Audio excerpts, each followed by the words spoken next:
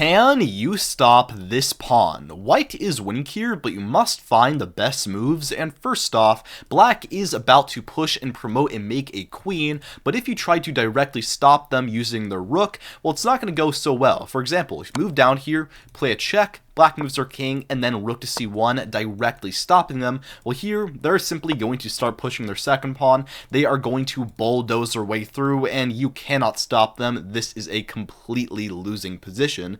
However, if you cannot stop them directly using a rook, then the only way that you possibly could stop them is going to be pushing and promoting your own pawn to a queen, and then using that queen to stop them. How then can we actually try to make that happen? Well, you want to push your pawn, but of course not immediately, because you would blunder your rook. So first here, you want to trade, black recaptures, and then you push. But when we actually go through this line, after you push and they push, yes, we make a queen, but we are one move too slow here because black also makes their own queen, and they are up a pawn. So this is going to be a drawn endgame or potentially even a loss. Either way, this is certainly not what you want. How then can we be one move faster here with our pushing and promoting? Well, the best way is going to be trying to promote with a check. For example, if our pawn here was not on g5, but was instead on h5, well then our pawn and their king would be aligned, so when we promote, it would come with a check,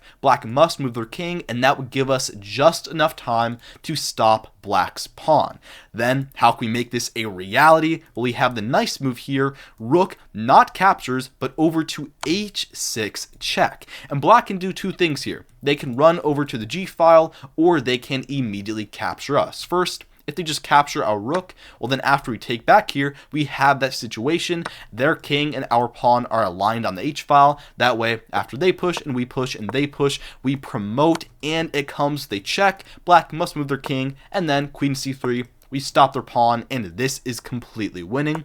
If instead, black then tries to move their king onto the g file after this check, well, our g pawn and their king are already aligned, so here we can trade and then go for that same push and promotion. This time we get another check, black must move their king, and then we once again stop their pawn, and this is completely winning.